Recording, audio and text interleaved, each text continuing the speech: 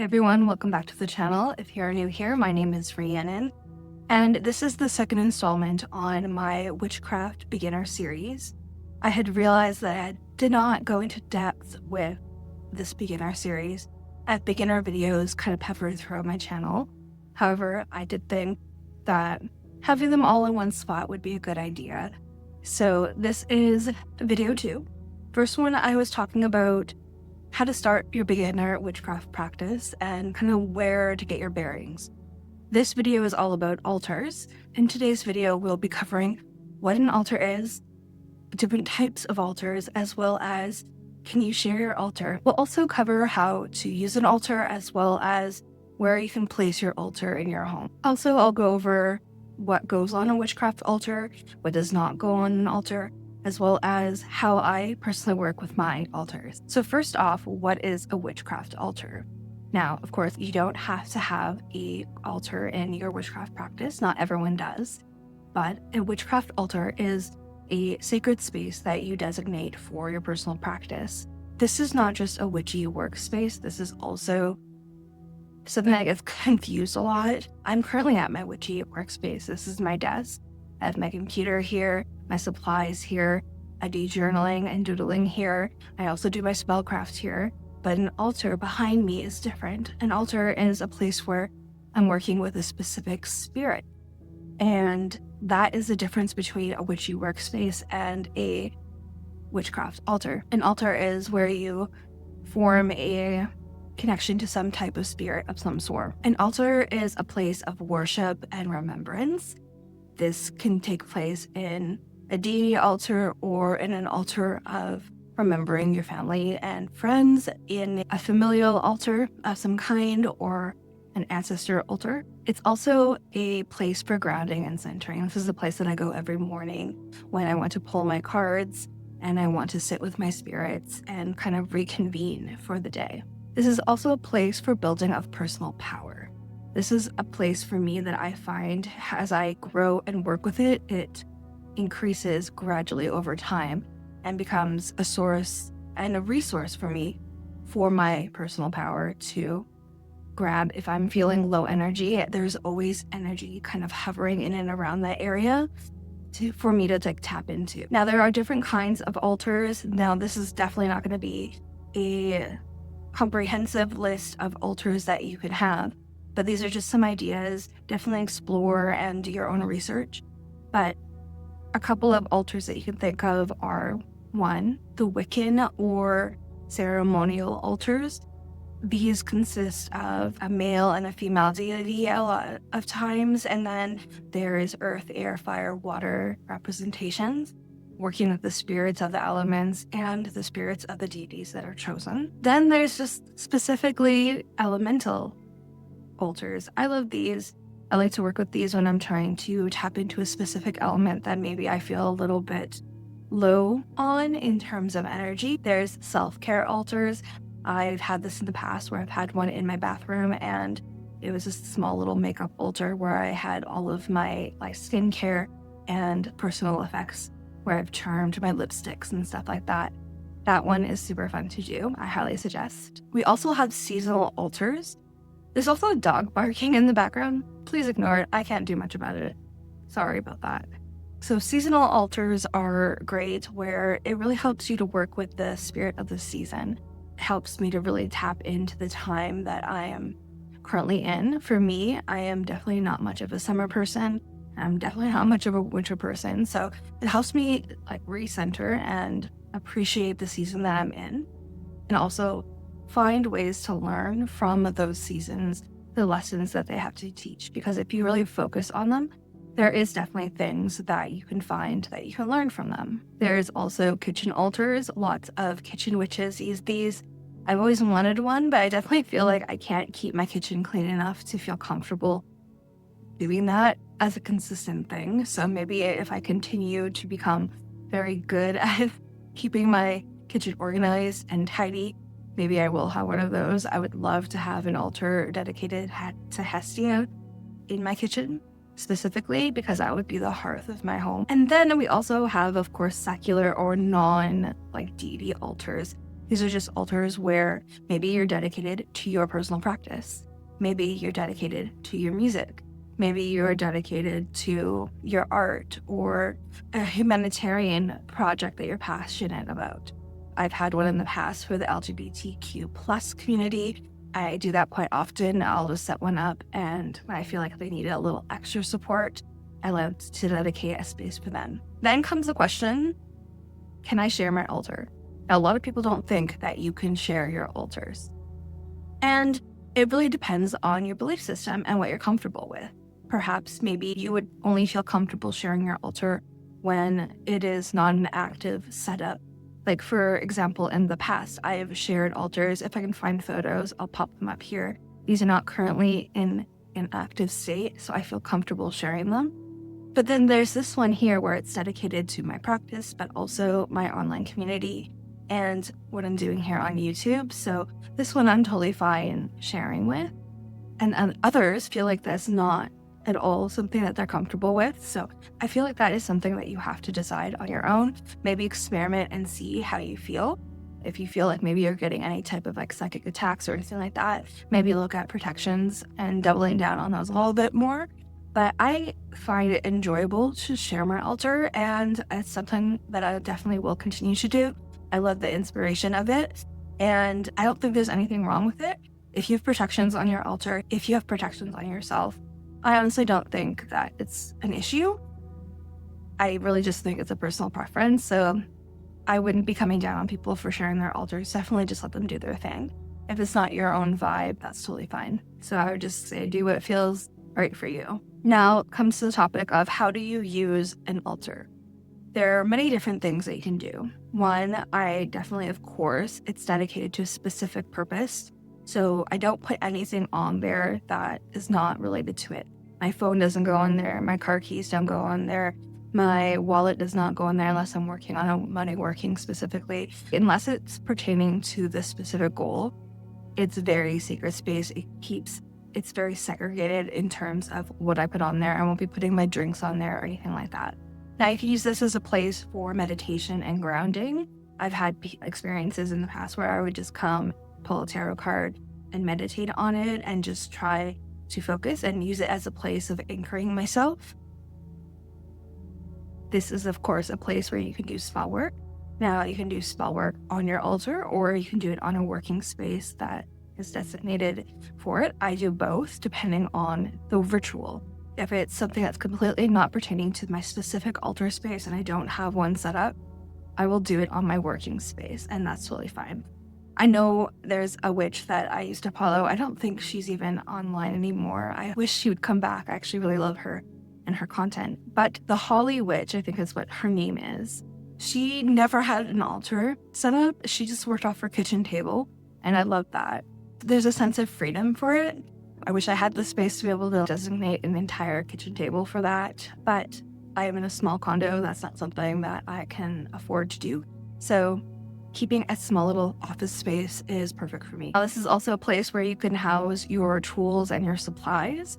I only keep my tools and supplies for my occult shop that I am eventually going to launch for you guys in my altar for that specific reason. And everything else that I use for my everyday practice is housed in a dresser drawer set up on the side of my office, and then I have a couple of journaling things on my main working altar. Feel free to experiment with that. I found it got a little too cluttery if I had them all on these IKEA shelves. It's because they show everything, so I like to have everything tucked away. You can use this space for, like I said, tarot pulls, journaling, worship for your deities or your spirits. A thing that I get asked a lot is, where do you place your altar? Now, this really depends on you and your space that you have. If you really have no space to be picky about and you only have a very specific space, it's totally fine. It really doesn't matter. But when you place things in specific places for specific reasons, like, for example, towards directions, north, east, southwest, for example, these can add additional correspondences that can help elevate the altar's energy and its experience with you. And that doesn't have to happen, but it's a nice additive for sure. Now, you can pretty much have an altar everywhere. I have an altar on my work desk. I have an altar behind me in the same space. I have one on top of my like apothecary drawers, I guess that's what you would call them. That's the dresser setup that I have.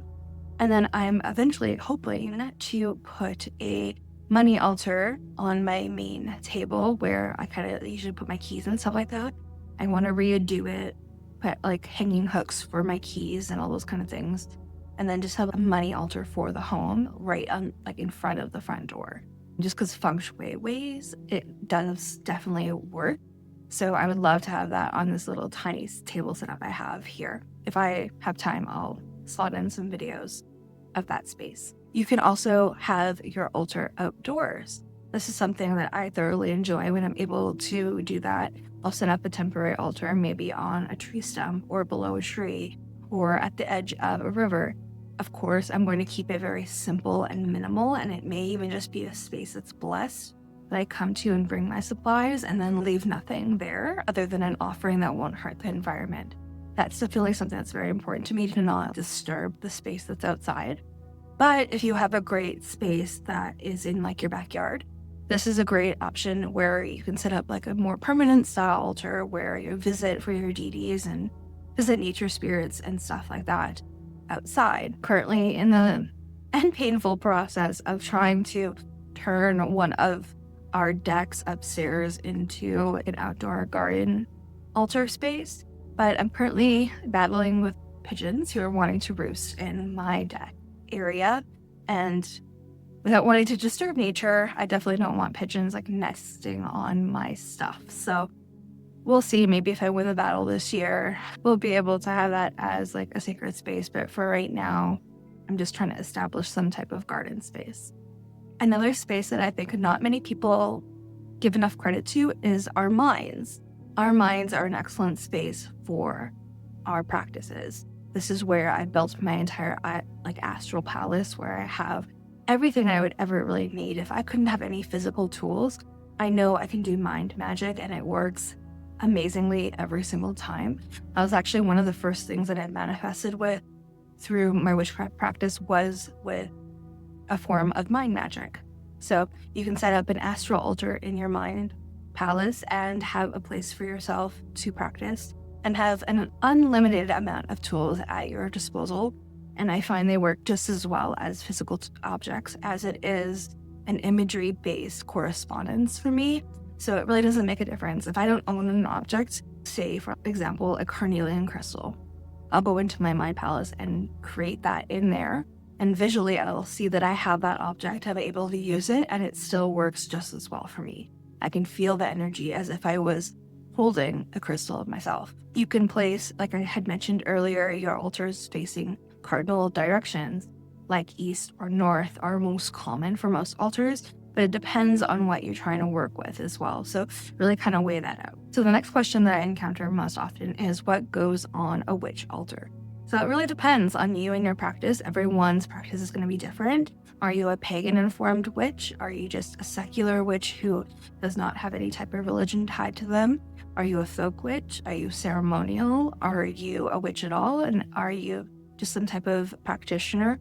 It's going to definitely vary. So I'll just be speaking in terms of altars themselves and not specifically a witchcraft altar, because it's definitely going to be informed differently from different practices.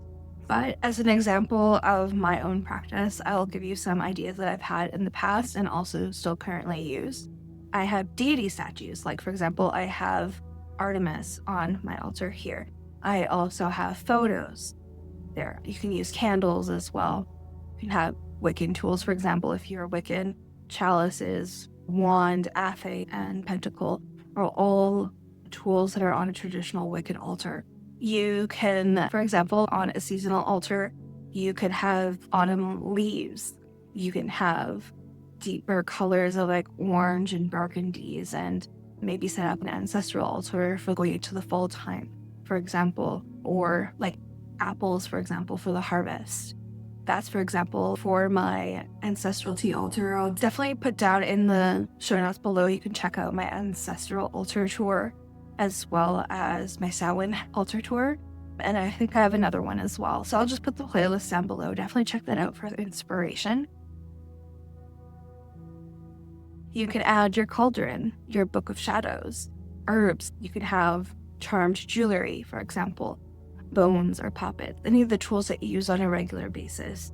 If I were to have an active puppet, it would definitely not be anywhere else other than my altar, but because it's sacred and it's protected. You can have your crystals, your sigils. I have mine up on my wall. There's a place of power for it.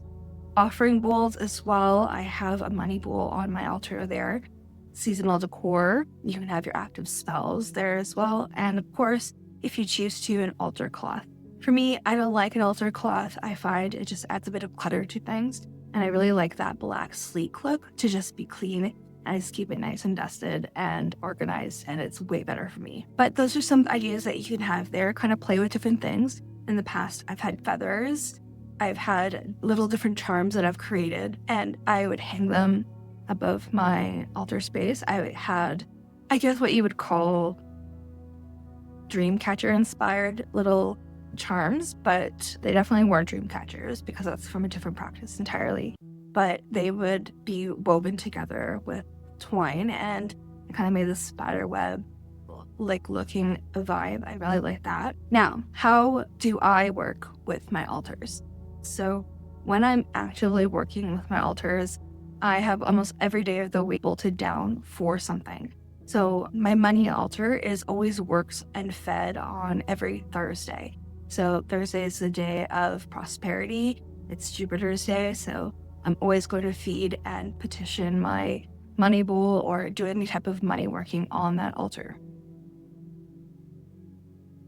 Fridays is for Aphrodite. I've been working with Aphrodite for like over 8 years now, and every Friday that's offerings on her space, journaling or communication, pulling tarot with her, or I may do a specific spell that's corresponding to her energies and elements. Mondays is always working with Artemis, so I'll go to her side of the altar here. It's all based on goal setting and offerings and coming out of my shell, becoming the leader that I want to be.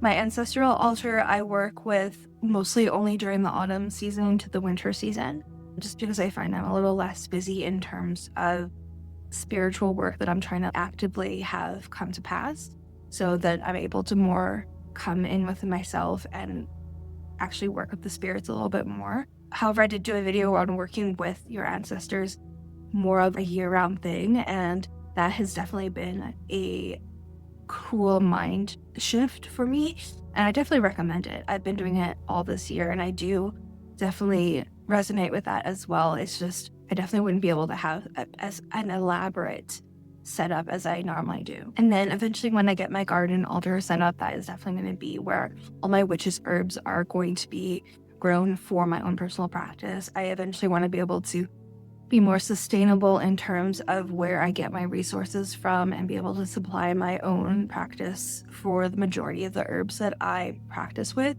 There's definitely going to be ones that I'll have to buy out, but for the majority, if I can be able to develop that relationship with those types of herbs would be great. Every new moon, I like to reset my altar space, and every full moon, I do some type of manifestation, offering on one of them, depending on what I'm currently working with. If this inspired you, definitely check out my Patreon community for deeper altar content, and definitely binge the altar playlist down below. Now I want to see yours. What's on your altar? If you're comfortable with sharing it, you can definitely tag me on Instagram or on the community posts here on YouTube. And tell me in the comments, what do you have on your altar? What do you wish you would have? In the past, I've had altars dedicated to just specific elements themselves, like just water and working with the elements of water.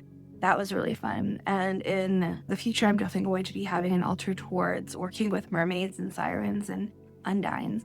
So that's quite exciting. So I'd love to hear your guys' ideas and what you enjoy working with or what you would like to in the future. If you're comfortable, make sure to like, subscribe, and follow for more content like this.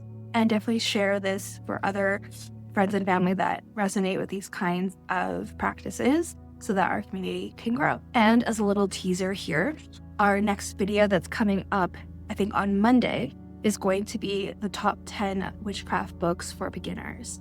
this is the books that I wish I had when I had started. So they're going to be an extensive list, and then there's always going to be, of course, an honorable mentions at the end as well. So if you don't want to miss that, definitely hit the subscribe button. And if you'd like to support the channel further, you could check out my Patreon community down in the show notes below. There you'll be getting exclusive content, early access to all my podcasts and YouTube videos, as well as preferred voting rights on all of the topics that we cover here on my social medias, as well as exclusive behind the scenes of different things that I'm doing, including my journey with music and building this platform. We also have an awesome Discord server that I am starting up as well.